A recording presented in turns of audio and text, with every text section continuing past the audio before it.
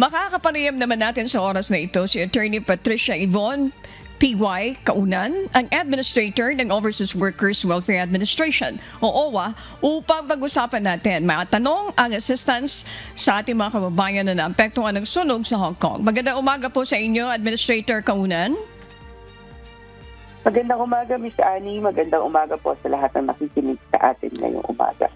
Attorney, Administrator, ang unang gusto namin malaman sa inyo, baka mayroon na po kayong kabuuan as the same question asked a while ago kanina kay Consul Israel. Ano po ang latest na verified reports ng ating mga kababayan na naapektuhan po ng sunog diyan sa Taipo?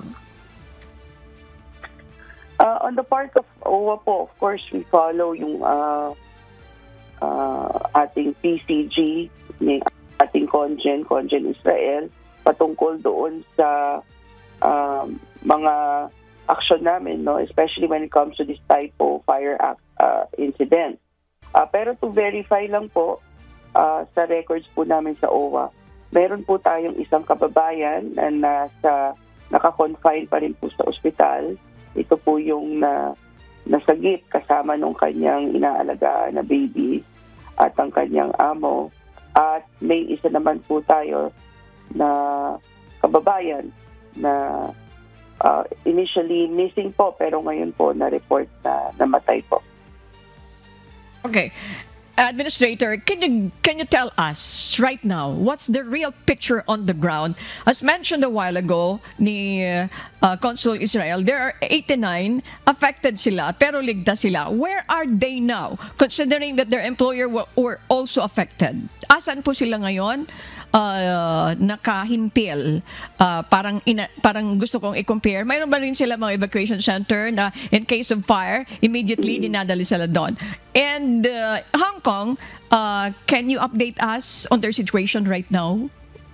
Thank you po. Yeah, Ms. Annie, what we did on the part of DMW and OWA, we got from our database yung ang ating mga kababayan, no, base sa ating database, kinuha natin yung may mga address dito sa Taipo area or sa affected buildings. And out of the 89, we were able to confirm. What we did was, inisa-isa namin. We called them, yung may mga contact numbers. Admittedly, yung iba na yung contact numbers. No? So, ang ginawa natin, I directed our regional directors po ng OWA to go to the families dun sa atin mga kababayan and talagang i-confirm kung okay ba, nag-contact ba yung mga kababayan natin na initially hindi updated yung kanilang contact numbers doon sa database. And ngayon, on the ground, no, ang ating team, PCG, together with MWO, which is OWA and DMW, pumupunta sila doon sa shelters that were organized by the Hong Kong government. Kasi meron po talaga mga Hong Kong residents at saka of course yung ating mga kababayan na nagtatrabaho sa kanila na wala namang ibang matitirahan. So this is provided by Hong Kong government. Yung iba naman po nating nakakausap ng mga kababayan, they're staying with the relatives of the employer, pati yung employer nila. Kumbaga nakikitira sa kamag-anak habang siguro inaayos pa itong naging sitwasyon nila. Yung iba naman naming nakausap, wala na sa Hong Kong. Yung iba naman hindi na nagtatrabaho doon. So, we have accounted for that. Yung mga iba't ibang mga kondisyon ng ating mga kababayan. Though, sabi nga namin, syempre, through the coordination with the Filipino community in Hong Kong, nakukuha din namin yung ibang mga impormasyon, especially yung mga kababayan natin na kailangan ng tulong. Okay, it's a good news po na yung Hong Kong government, hindi tayo pinapabayaan, tumutulong po sila. Now, Administrator, para doon sa pumanaw na isa, paano po natin masisiguro na mabilis yung pagkakaloob ng mga benefits nila at paano din po yung pagbabalik niyan dito sa Pilipinas? And of course, I understand, nag-extend din po kayo apart from the financial support, mayroon din kayong psychosocial assistance. Ito pong psychosocial services, how will these services remain available? Ms. Annie, actually, the assistance of OWA, nagsimula yan, noong unang report pa lang na missing siya. pinuntahan na agad ng ating mga welfare officers on the ground, yung pamilya ng ating kababayan na nasawi. And ito sa Rizal area, pinuntahan na nila. They were able to talk to the sister and also to the son, no? And so and then sa Hong Kong naman, meron din siyang kapatid na nagtatrabaho sa Hong Kong. Yung ating welfare officer naman sa Hong Kong, ang kanya namang umaalalay naman sa kanya. So, from the very beginning, nung itong nangyayaring ito, nakakontak na kami, no? Nakausap na namin at alam na namin yung kanilang sitwasyon, alam namin kung ano yung mga concerns nila.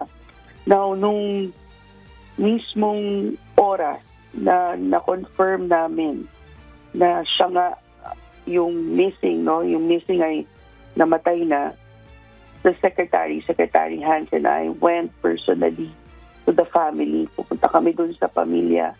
Nakausap namin yung anak niya, yung kapatid. At mismong telepono ko yung inabot ko sa kapatid na nandun din sa kabilang linya, yung kapatid sa Hong Kong, after nila ma-confirm na si Miss Mary Ann nga yung nasawi. And it was the sister who informed the family in our presence na namatay na siya. Nung nandun pa lang kami, nagbigay na kami ng initial financial assistance kasi from the beginning, nung time pa na na-appoint ako as administrator, yun talaga yung concern ko, mas mabilis na pagbigay, especially nung death and burial benefits, no? So, sa proseso ng OWA, naka-focus kami ngayon na mapabilis yung pag-uwi sa remains ng ating kababayan. Meron na rin bilin yung pamilya kung ano yung gusto nila sana saan dalhin. And yung financial assistance, pinaprepare ko na rin. It's just that on the part of our policy here, kailangan maiuwi muna namin po yung remains ng ating kababayan. On top of the death and burial benefits, inassure din namin yung pamilya niya at nakausap ko mismo yung anak na meron siyang educational assistance from OWA na matatanggap bilang yung kanyang ina ay namatay na active member mula ngayon hanggang matapos na yung kanyang kolehiyo. Okay. Nice to hear that from you, Administrator. Administrator, at this point, para makalma yung mga kababayan natin na may mga kamag-anak na nandun doon, ano po ang gusto nyong ipagbigay alam sa kanila sa ngayon na hindi pa sila nakakapag-coordinate o kaya naman nag-start pa lang sila mag-coordinate sa inyo? Ano yung gusto nyo impart sa kanila? Go ahead po, Administrator Patricia Yvonne Kaunan.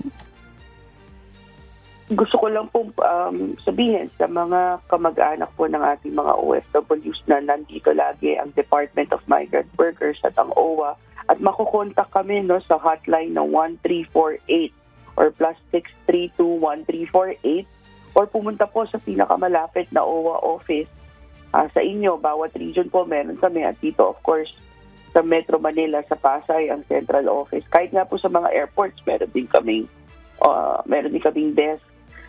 Nakaalalay po kami at wag ko kayo mag-aalala, as much as possible nandun kami at tinatanong namin araw-araw kung ano yung itutulong namin. Nagbibigay kami ng food assistance, financial assistance para sa ating mga kababayan, but most importantly through the Department of Migrant Workers and the Philippine Consulate, our Department of Foreign Affairs, nakikipag-usap po tayo sa counterpart natin sa gobyerno ng Hong Kong kung paano po natin lalong matutulungan yung ating mga kababayan na naapektuhan. Bukas po, Miss Annie, si Sec Hans at ako ay pupunta ng Hong Kong. Balikan lang po ito para mabisita po yung ating mga kababayan sa shelter na, as I said, pinovide ng Hong Kong government, yung ating kababayan na nasa ospital, at ma-check po on the ground, kamusta po at ano po ang matutulong natin at magagawa ng DMW at OWA. So bukas po, Martes, nandyan po kami sa Hong Kong. Okay. Sa panguna po ni Kuya Daniel Rason, we want to express our appreciation for finding time with us. Maraming salamat po, Attorney Patricia Yvonne P. Y. Kaunan, Administrator po ng Overseas Workers Welfare Administration o OWA. Keep safe, ma'am. Magandang umaga. Maraming salamat and magandang umaga po.